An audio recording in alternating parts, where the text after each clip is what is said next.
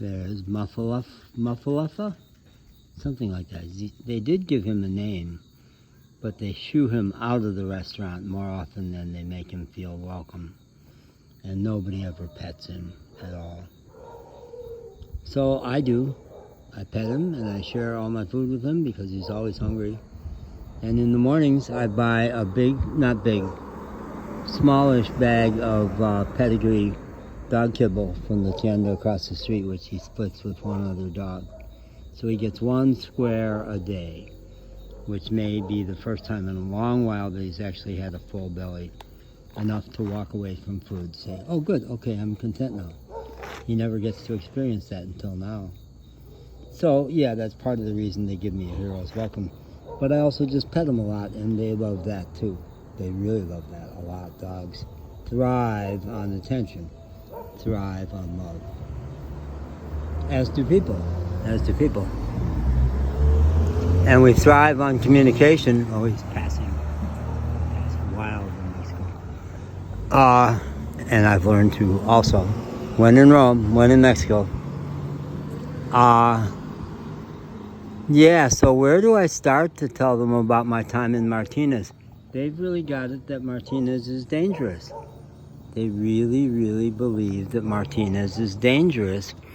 And as far as I went with Aurelie, the mom, tonight, was to say, you know, she said, you like Martinez, huh? They can't get that concept because they've grown up in a 400-person town. And he's chasing. Go get him. I love that side of him. That side of him was dormant, I swear, until me. I gotta ask them. But I think they'll say, no, he never used to do that. Well, he wasn't excited about life. He's more excited about life now, so he's doing some good doggy things. Feisty, fuerte, más fuerte. So, good boy. Good dog. He wouldn't get that. He never hears that. Isn't that a shame? Isn't that shocking? A dog that never hears good dog.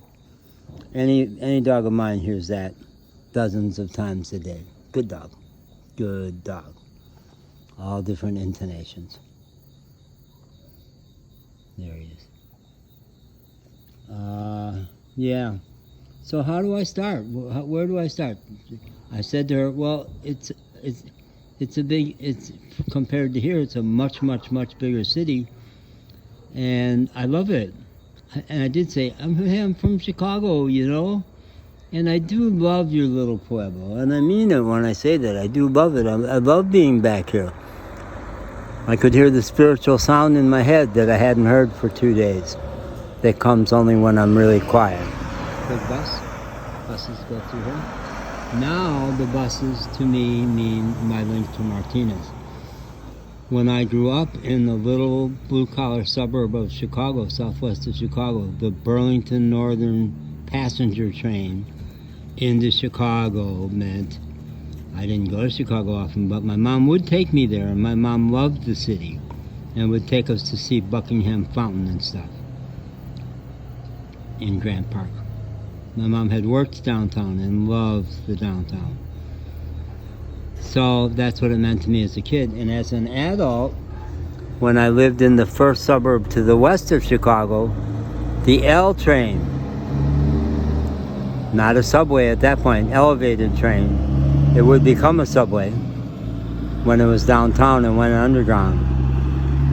But the L train was just a block from my house, and some people found it noisy when it went through. But I loved it. I loved it because it meant I was connected with the city.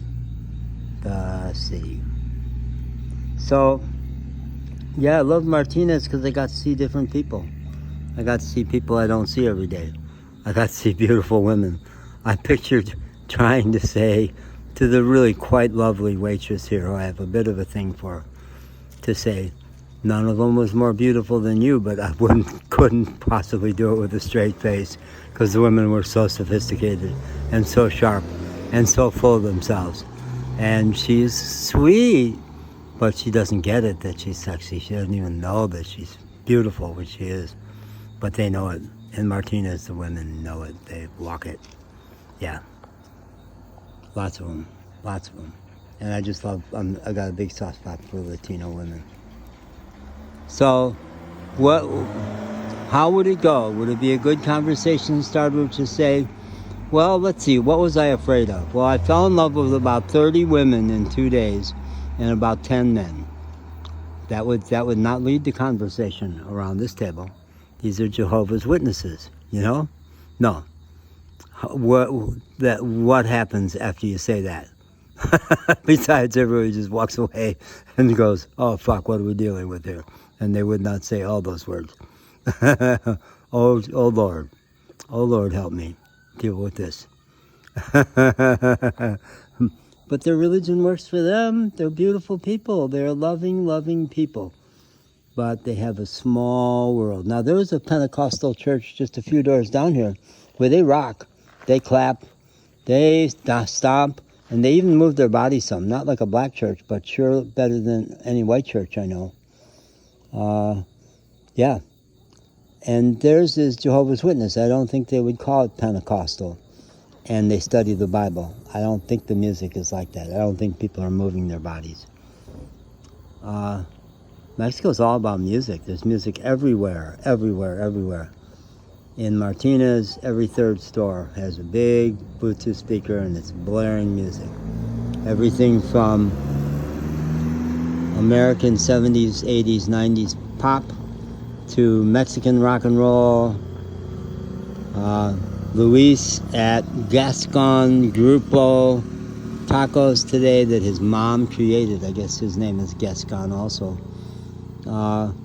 Had a station, maybe I think it was his own, must have been his own playlist that was playing.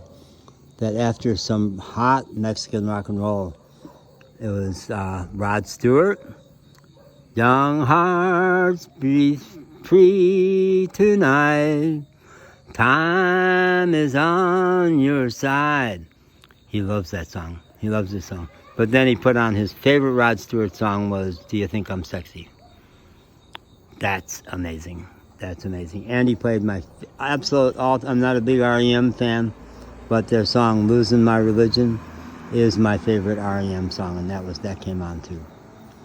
So was I afraid in Martinez? Well, I danced a lot of places that nobody was dancing, even in Mexico. People do dance more in Mexico than in the U.S., but not like me. I dance all the time. Give me 3 beats and I'm rocking. So sometimes I try to camouflage it. In Asheville, North Carolina, I developed a practice of dancing down the street. Now, I did it first in the little neighborhood of Montford, which is a very sweet residential kind of garden neighborhood. But one day I realized, shit, you're downtown, man. You are downtown and you have not stopped rocking. And at first it was all with the headset on, so nobody knew what the hell I was doing. But then I started using Bluetooth speakers so people could hear and dance along if they wanted to. And occasionally in Asheville they would. Yeah, one time when I went to videotape this girl and I dancing, Hot Michael Franti song, I did not realize yet that on an iPhone, when you switch on the video, it cuts out the sound. So the song went away, and she said, don't worry, I know this song by heart, let's keep dancing. She said, I have danced on beaches on 3 continents. I have danced at Michael Franti's Hawaii house to this. So, I have a different context, okay? Okay, do you get it? I have a different context. It is a different context. And yes, I do have a concept that I call Mexican Cowboy Super Stud. I think some Mexican men are hot, cute as can be. And I've never acted on my bisexuality, but I got it, and I celebrate it, and I'm glad to have it. Feels good. Really cute Mexican guys. So, is that a conversation starter? No, it's not. It is not at all. Not even a little bit. No. Ooh, do you like that laugh? Okay, Yara would get the humor, but they wouldn't want me sharing any of this with the 3-year-old. No. Okay. Buenas noches, amigos.